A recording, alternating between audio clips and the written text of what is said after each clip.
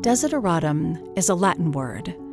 It means things that are desired as essential.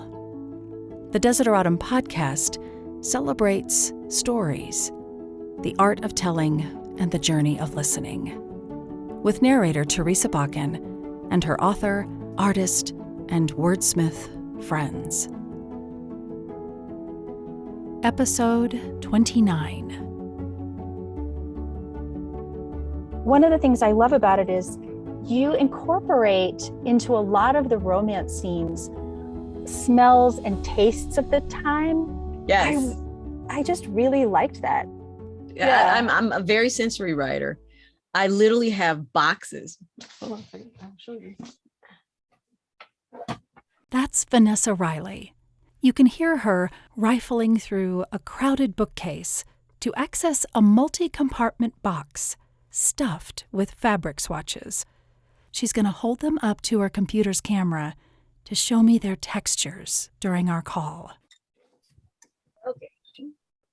So this is fabrics, because I like to think about how things feel, how they're going to, how they move. So I have different types of leather from the time frame. I actually have some Osnaburg, which was, it's more coarse. It's more canvasy, what they wore, than this particular version of that. But you want to, like the way that satin, when you're moving, the way light plays on it, you want to feel all of that. I have a box I call scents. So I have scents of these different things from lemongrass to palmettos and all this sort of stuff, so that I want to put you there. Yes. We so rarely see these islands and colonies as they were. And if I can weave some of that into it, I'm going to weave some of that in there. A weaver of intricate tales is a great way to think about Vanessa. We're talking to her about her richly detailed, sweeping historical novel based on the true life story of a woman who rises from slavery to power and autonomy against all 18th century odds. We start by talking about Vanessa's qualifications and the perspective they give her. I found your bio just really fascinating. Thank you. Thank you. Unusual, I think, or unique maybe in the realm of authors for how you came to writing. So I thought, could we start by talking a little bit about your background? So what you're addressing is I have a very technical background. I have a bachelor's and a master's in mechanical engineering from Penn State University. I have a master's in industrial engineering management from Stanford University, and a PhD in mechanical engineering from Stanford University. And so that just naturally means I'm going to go and do all different types of fictional writing, right? Yes, it's the perfect bio for historical fiction, right? But for me, it helps to have that analytical side, because it makes me question the world in a different way. I think I go several layers more, because not only do I want to know what happened, but I want to know the motivations why. And I believe that if we carefully examine the historical record, the actual true circumstances of what happened, not people's aberrations of what happened or sanitization of history of what happened, but what actually happened, to explain motivations. I think that intense level of detail that I go into, that's all coming from the engineering side. But I was very fortunate as a young girl. I was pretty gifted in both math and writing. I won several writing competitions. I was on the math team and academic team and all these different things in high school. But my mother was a very realistic woman. And she said, you need to be able to always pay your bills. So that was a reason to pursue engineering. Yes. That is definitely a marketable skill. Yes. Very marketable skills. And at the time I'm growing up, I see lightning strike for somebody who looks like me to have a full-time successful career in writing. It's one of, they're not that very many. It's a shooting star that happens. And I'm so grateful for every time lightning is struck and we get the works of a Beverly Jenkins, a Brenda Jackson, Eva Rutland. Well, that strikes me too, that you probably experienced that in both of your careers, that you are probably one of the only women in the room, sometimes in an engineering capacity or in a software capacity. That was less strange because with math, 1 + 1 = 2. Mm.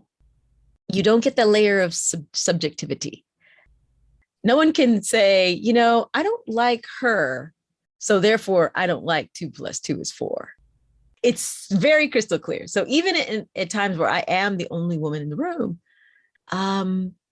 you stay in that room because no one can question 2 + 2 as being 4.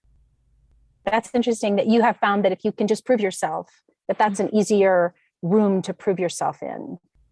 Very much so. Because your skills will speak for themselves when you can meet those challenges. But there's different challenges in different rooms that we find ourselves in. Writing, sometimes it comes down to marketability. Can we market this idea? We don't, it's not necessarily the best ideas that win. Is it right for the marketplace? And these are valid questions because the worst case in the world is to get to publish something and it never sees the light of day. Because maybe you're too early or you're too late or there has to be a good fit. So some of the best ideas in the world just are not meant to be traditionally published or are meant to be independently published, but it's very subjective. Yes. There's, 2 + 2 in the writing world doesn't necessarily equal 4. Right. So how do you choose the story you want to tell when you, how do you measure that marketplace to find the kind of gem that you have in The Island Queen that lands so solidly with the audiences that are receiving it? I gave up on the marketplace. I decided I'm going to write the story I want to write. And if it so chooses to find its way in traditional publishing, that was the way it was going to be. If it so chooses to be independently published, that's the way it's going to be. My career has some people look at it as being storied, but it's actually been a long time in the weeds, because when I first published in 2013, there was always a market question. Will people buy books written by this woman, this Black woman? Will people buy books that have diverse leads in a genre that's known to be very upper crust, very, very white? You're talking about writing in sort of this Regency period, right? This is your area of historical fiction, has been very whitewashed. Yeah. Georgian and Regency history, the 1750s to about 1830 timeframe, is very whitewashed. We typically get either a European perspective or an American perspective, but we forget about the West Indian and African perspectives to this, because 80% of your wealth at that time frame is coming from the enslaved labor. We cutely call it the sugar trade because it sounds so sweet, but it's enslaved labor bringing you indigo and coffee and sugar. That's running the world. It's amazing how much wealth is dependent on it. And then when you look at the history, like go back and you read some of Jane Austen's, she talks about people having to go back to Antigua to make sure their plantations are running well, because it's starting to affect their lifestyles in Britain. So when they aren't getting the money out of these plantations, they have to go back and get new drivers, add more slave crews, et cetera, because they have to maintain the way they want to live in England. And that's just taken from Jane Austen's text. So you sort of followed the money at its base level to identify the characters that at the heart of this story. When I started writing, there was always this question of the level of agency a Black woman could have in the Regency. Because if you look at what's been mainly produced, it would be a servant or an enslaved person. Yes. But when I go back and read books and literature from that time frame, even looking at the art, I'm seeing something different. There's a disconnect. So in my world, I was always looking for a Dorothy. Okay, wait. So Vanessa just said, I was always looking for a Dorothy. She's talking about Dorothy Kerwin Thomas, the real woman whose story she tells in Island Queen.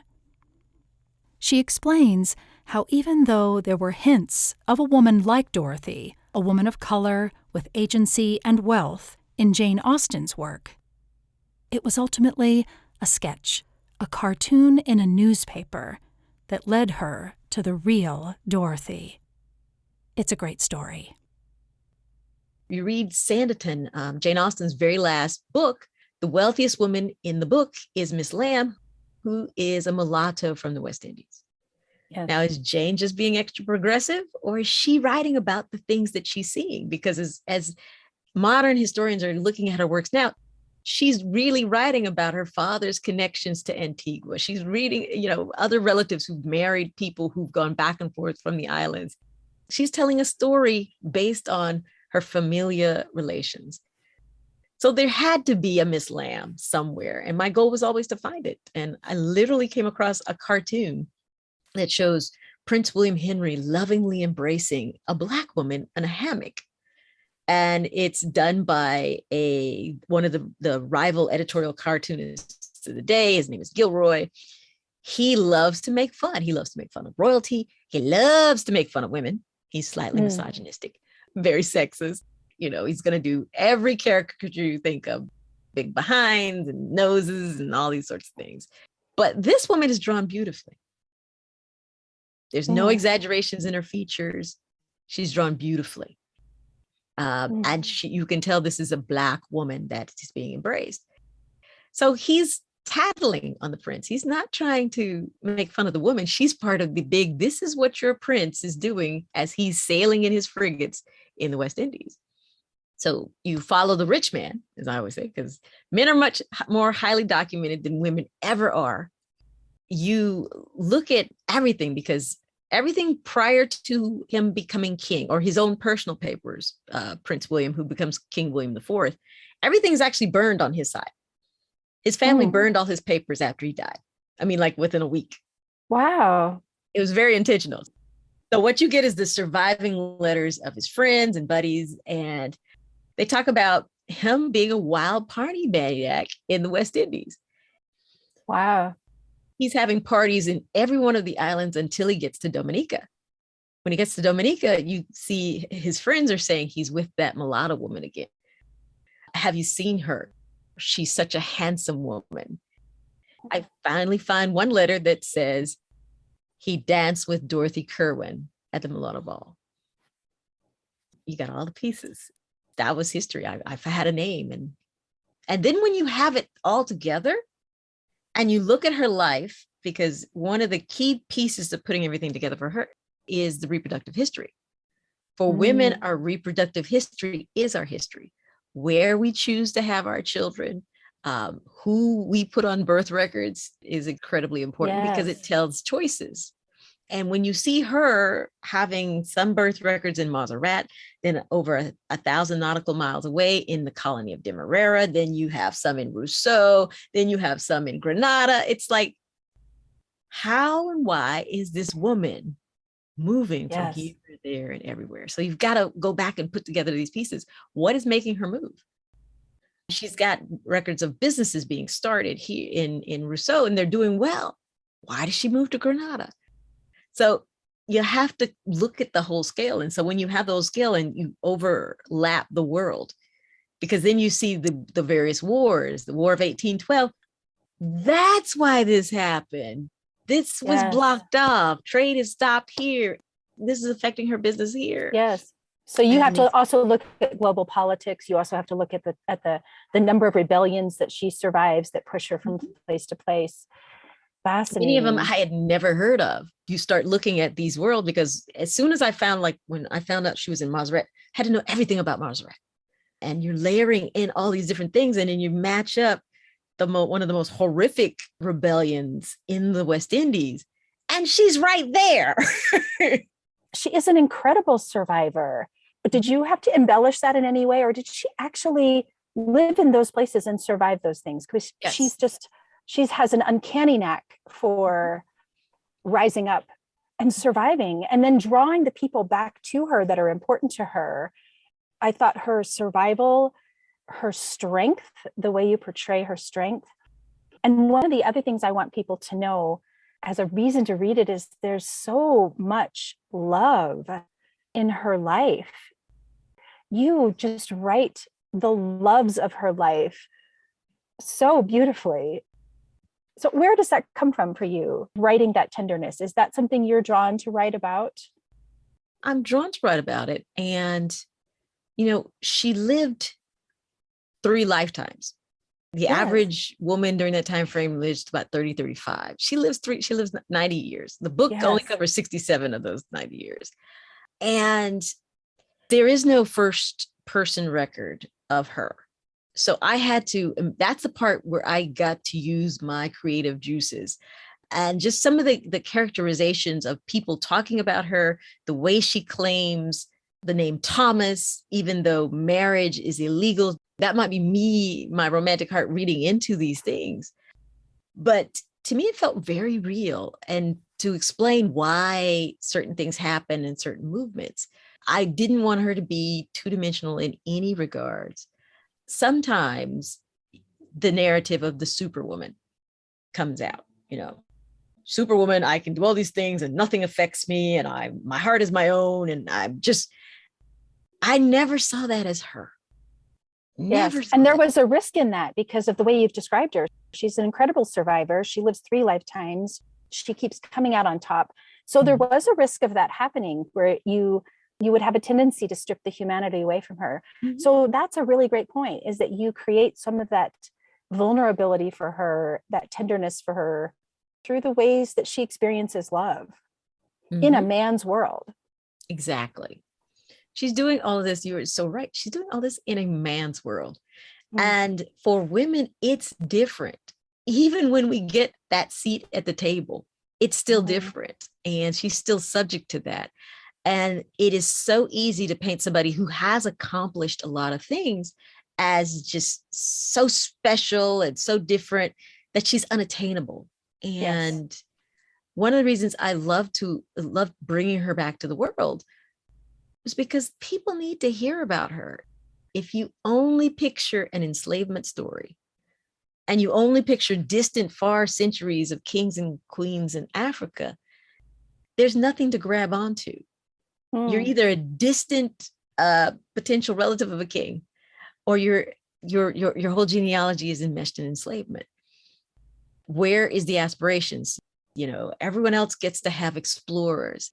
Everyone else that gets to have inventors and presidents and all these different lineages and successful rebellions. The American Revolution, a successful rebellion, right? We are stripped of these different narratives. We started this, why do I feel engineering is actually easier? Because 1 + 1 is 2.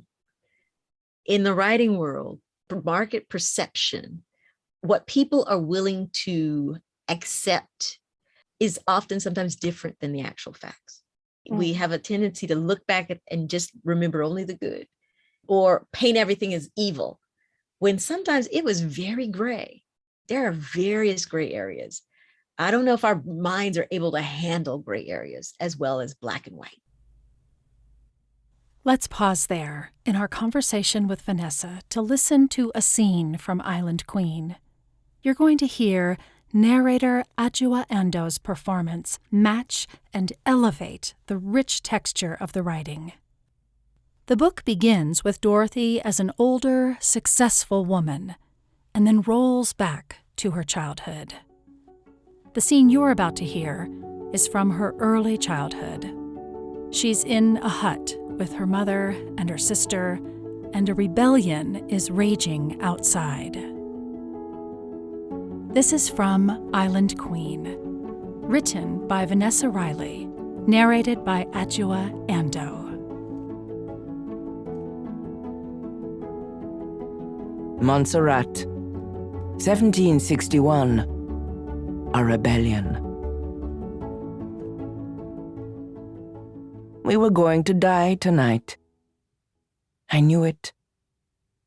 Huddled in my mother's hut, I circled the knot in the oak floorboard with my toe, The planks were long and worn. By my cracked window, I shivered in a blanket woven of cast-off threads, waiting for the rebellion to end. We'd seen war off in the sea. Big British ships with silver cannons heading toward Martinique. My pa claimed they want to control the island and to return their enemies to France. Those ships could come to Montserrat next. The French controlled here too, and most folks served their Catholic God. The British hated that the most. I wish they'd take over if it meant we'd finally have peace. In huts like this, with shutters made of cottonwood and roofs of cocoa palms and thatch, we feared nothing but the overseer's whips. Nothing British could be worse. Dorothy, stay away from the window. All will be well. My ma's voice found me in the dark. Her tone, warm and brave and confident, wrapped me like a hug. Guns belched and drove that feeling from my arms. More screams, not the planters' smooth tongues, but our men's, the captives' cries. Part of me wanted to light the fire pit to see into the night. My moi, thought smoke puffing out of the roof hole would attract the fight. I didn't think killers needed an invitation. Hot air rising might signal a prickly iguana, one of those spiny big-eyed lizards, not men. More drumming. I capped my mouth before the fear in my gut dribbled out in sobs. I told my mai that I would be brave, but I'd be slaughtered in my 5th year. Not fair. Never fair. This place wasn't to be for war. An Emerald Isle pa called Montserrat. It was meant for Irish jigs and songs between chores. Dorothy, you're staying away from that window. I bit my lip and peeked through the shutters I'd opened. I shouldn't have. I had to squint at the sooty sky. Stars might be out. Seeing the distant shimmers would let me know all was well. Dorothy, I called to you. That wasn't my mai's angry voice. I had a little more time to collect myself, and I rubbed my stinging eyes. That feeling of being cheated ripped at my lungs. 5 small years wasn't enough living. None of the dreams in my skull had been born, please. I couldn't die with dreams trapped in my head. Water leaked down my fat mommy apple cheeks. Not fair to die tonight. Not fair at all. Dorothy? I couldn't answer now. The tears would tell her I was weak. She'd be sad. I vowed to never rob her of any more joy. Mamma didn't laugh enough. Her smile was flat, almost a frown. I swore I'd be brave when Pa was gone. Don't know how to do that anymore. How to be strong with the smell of death surrounding the hut. Dorothy, come here, girl. No! My ma stood at my door with baby Kitty asleep on her hip. Knew you were being too quiet, my chatty girl. She pointed to the open red shutters. Couldn't help yourself? That sky is talking to you, readying you to fly away.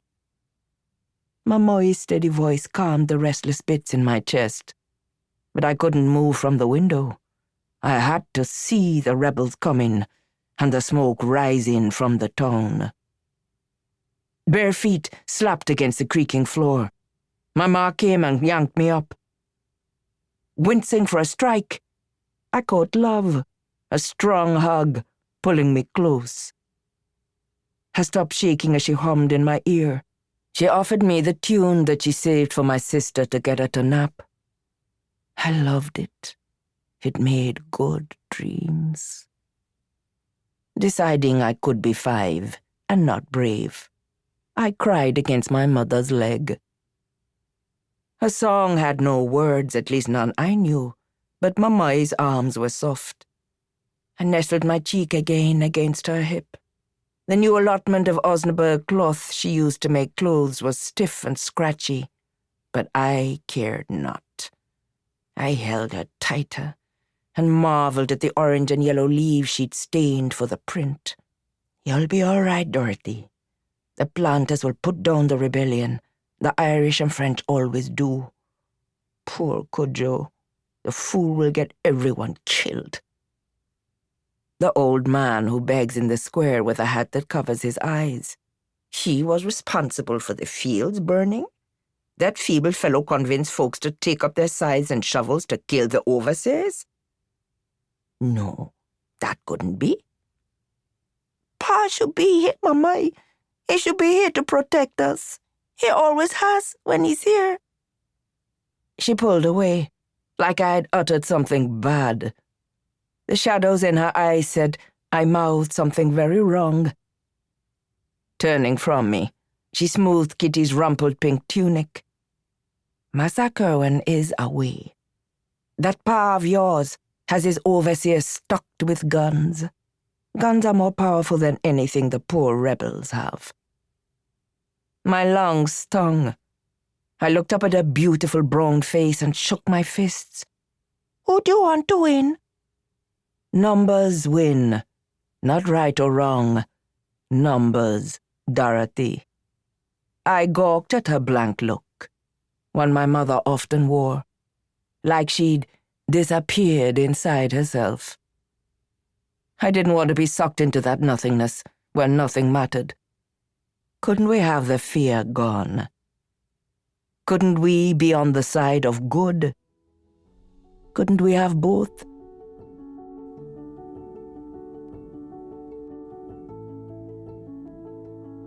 I began the story letting you see that she was successful, she was safe, but she had a problem. Yes. And then I go into telling the story because so that the book doesn't gloss over the pain of enslavement, I had to let you see the pains of enslavement and all of the ramifications and how it affected her so that you could see how big of a success to come from where she came from, to suffer the things she suffered, and to get to this point where she's buying her freedom and that of her family. But I always think of my readers. I want them safe. I want them to understand that, even if I take you through some things, it's going to be okay. So you see her in this position of power. Once again, she still has a problem she has to solve. But to me, that was the appropriate way to tell the story and to spin it so that I carry you with me. So you really are then a champion of a hidden history. How does it feel for you? Like you said a minute ago, you try not to measure the marketplace. You try to just follow your heart to a certain degree, your analytical mind. So when you came to her story and you tell it epically, it's 20 hours of audiobook. It is an epic story, right? Yes. How does it feel then to see her story be as well received as it is, to get the acclaim in the marketplace that you have found?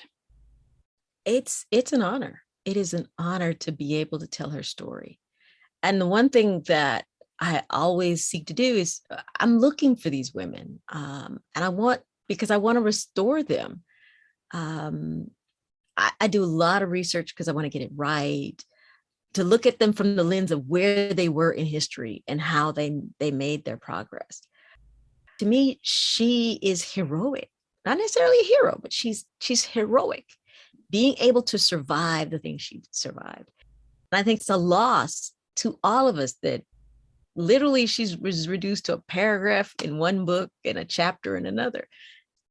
I think as a woman of color, to be able to tell our stories and to really be able to dig into things like colorism, the feminism aspects of this woman from our perspective, that is something sometimes missing in the historical set.